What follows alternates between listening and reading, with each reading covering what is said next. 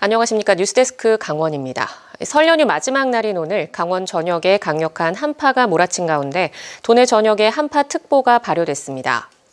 오늘 낮 최고 기온은 설악산 영하 23.6도, 대관령 영하 16.3도, 고성 영하 12도, 강릉 영하 6.3도를 기록했습니다.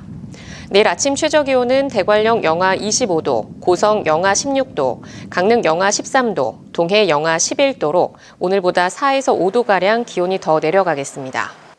강원지방기상청은 내일 낮부터는 기온이 오르고 모레부터는 평년 수준을 회복하면서 한파특보가 순차적으로 해제되겠지만 모레 영서와 산간 지역을 중심으로 2에서 7cm가량의 눈이 내린 뒤 또 추워지겠다고 예보했습니다. 지난 2021년 말부터 추진됐던 동해항에서 베트남으로 가는 전기 컨테이너 항로 개설이 무산됐습니다. 영동 에코발전본부에서 발전용 연료로 쓰는 우드 펠릿을 고정 화물로 유치하기가 어려웠기 때문인데 이번에는 강릉시가 옥계항을 통한 물동량 유치에 힘을 쏟으면서 우드 펠릿이 귀한 몸 대접을 받고 있습니다. 이용 기자가 취재했습니다. 지난 2021년 12월 강원도와 동해시, 동해지방해양수산청, 해운회사가 업무 협약을 체결했습니다. 1년 내 취항을 목표로 동해항과 베트남 호찌민을 정기적으로 오가는 컨테이너 항로 개설에 협력하기로 했습니다. 컨테이너선 2척을 투입해 옛 영동화력발전소, 영동에코발전본부에서 발전용 연료로 사용하는 우드 펠릿을 한 달에 3번 동해항으로 수입한다는 계획까지 세웠습니다. 6월까지 2월 취항 예정이거든요. 그래서 그때까지 이제 저희가 물동량을 확보를 해야 되기 때문에 이런 물동량 유치 활동을 계속하고 남동발전 우드 펠릿 물동량 확보를 해서 계속 좀 협의를 하고 있고 이런 상황입니다. 하지만 MOU를 체결한 지 1년이 지나도록 성과를 내지 못하면서 컨테이너선 취항은 무산됐습니다. 사업자가 선박을 구하지 못한 데다 우드 펠릿의 기초 물동량 확보에 실패했기 때문입니다. 그러자 이번에는 옥계항의 컨테이너선 취항을 추진하고 있는 강릉시가 우드 펠릿 유치에 나섰습니다. 일부 물량을 저희가 옥계항을 통해서 영동 에코파워의 발전 재료로 저희가 납품을 할 수 있게끔 저희가 하는 것이 목적이고요.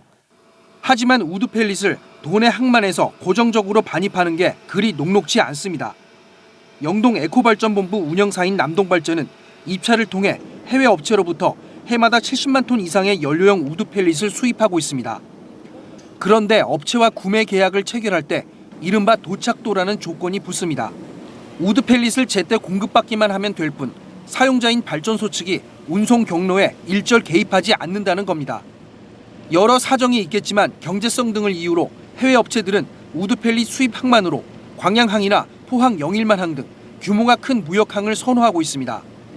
공급 업체들이 각자 알아서 최적의 운송 경로를 선택하기 때문에 특정 항만을 전용 반입항으로 써달라고 강제하기 어려운 상황입니다. 이런 이유로 이전에도 동해항을 우드 펠릿 전용 수입항으로 지정하려다 무산된 바 있습니다. MBC 뉴스 이용입니다.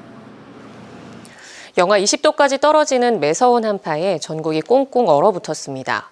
그런데 이 추위에 얼음을 타고 산에 오르는 사람들이 있습니다.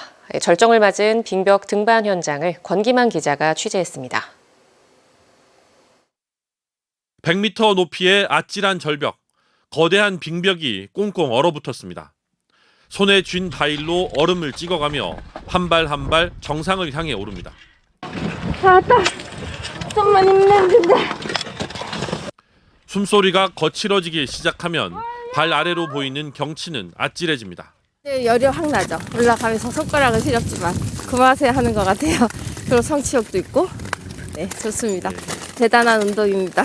아침 최저 기온이 영하 20도에 육박하고 이곳은 보시는 것처럼 강바람까지 불면서 이렇게 가만히 서 있기도 힘든 날씨지만 빙벽을 오르는 사람들은 이 추위를 온몸으로 즐기고 있습니다. 이번 겨울 유난히 추웠던 날씨 덕에 얼음이 단단하게 얼어붙어 등반하기 더없이 좋은 조건이 갖춰졌습니다. 여기 오신 분들은 이 추위가 오기를 항상 기다리는 사람들이거든요. 그 피켈로 얼음을 찍을 때 좀 강하고 낙빙도 좀 덜 떨어지고 스크류 이 안전 조치하는 것도 얼음에 박는 것도 또 강하게 잘 박히고. 과거에는 전문 산악인들이나 하는 운동으로 여겨졌지만 최근 등산에 이어 암벽 등반을 배우는 사람들이 늘면서 겨울철 빙벽을 찾는 사람들도 남녀노소 가리지 않고 늘고 있습니다. 자연의 그런 바람이며 그 추운 그 날씨를 이기면서 내가 이겨내려고 하는 그런 그 도전이죠. 올라가고 나서 내려오면은 내가 해냈다는 그 성취감, 그것 때문에. 강력한 한파 뒤 영하 10도 수준의 추위가 이어지는 이달 말까지가 올해 빙벽을 오르기에 가장 좋은 시기가 될 전망입니다. MBC 뉴스 권기만입니다. 강원도 내 미취업 여성들에게 최대 300만 원을 지원하는 여성 구직활동 지원사업 신청 접수가 내일부터 시작됩니다.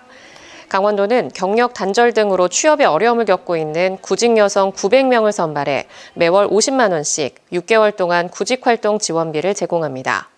신청 자격은 취업을 희망하는 만 40세 이상, 만 59세 이하 미취업 여성으로 기준 중위소득 60% 초과 150% 이하 기준을 충족해야 합니다.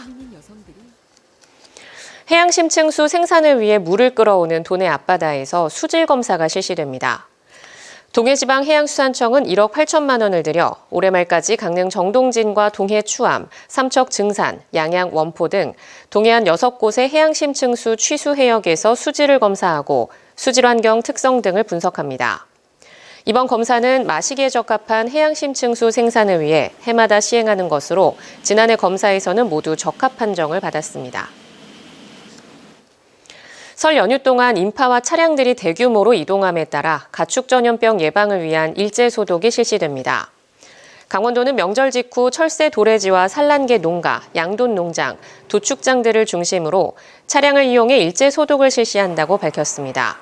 또 시군별 거점 소독 시설과 통제 초소, 농장과 철새 도래지 초소에서도 축산 차량들의 이동 이력을 파악하고 소독을 실시합니다. 지난 축산시설 특별점검에서 확인된 문제점들이 잘 개선됐는지도 함께 점검한다는 계획입니다. 공군 제18 전투비행단에서 오는 26일과 27일 이틀 동안 비행훈련을 진행합니다. 제18 전투비행단은 26일과 27일 일몰 이후부터 야간 비행훈련으로 항공기 소음이 예상된다며 주민들의 이해를 당부했습니다. 종료 시각은 오후 8시로 기상 상황에 따라 계획이 변경될 수도 있습니다. 각 시군이 노후 경유차 소유자에게 부과하는 환경개선 부담금 연납 신청이 시작됩니다. 환경개선 부담금은 오염물질 배출 저감 유도를 위해 시행하는 제도로 3월과 9월 연 2회 부과되지만 1월에 연납 신청을 하면 부담금의 10%를, 3월에 신청하면 5%를 감면받을 수 있습니다. 자동차세의 경우 올해는 지난해보다 할인세액이 줄어 1월에 연납을 신청하면 연세액의 6.4%를 공제받을 수 있습니다. 연납 신청과 납부는 위텍스 사이트를 통해 가능하고 다음 달부터는 각 시군에 문의 신청할 수 있습니다. 속초시가 올해부터 발행하기 시작한 속초사랑카드가 발행 3주 만에 충전 금액 5억 원을 넘어섰습니다. 속초시에 따르면 지난 4일 발행한 속초사랑카드가 지난 19일 기준으로 카드 발급자 1,614명을 기록했고 충전 금액은 5억 3천만 원을 넘어섰습니다. 속초사랑카드는 연간 100억 원 규모로 발행할 예정인데 1인당 월 30만 원 한도 내에서 구매할 수 있으며 할인율은 10%입니다. 현재 음식점과 주유소, 소매점 등 1,200여 곳의 가맹점에서 사용할 수 있습니다.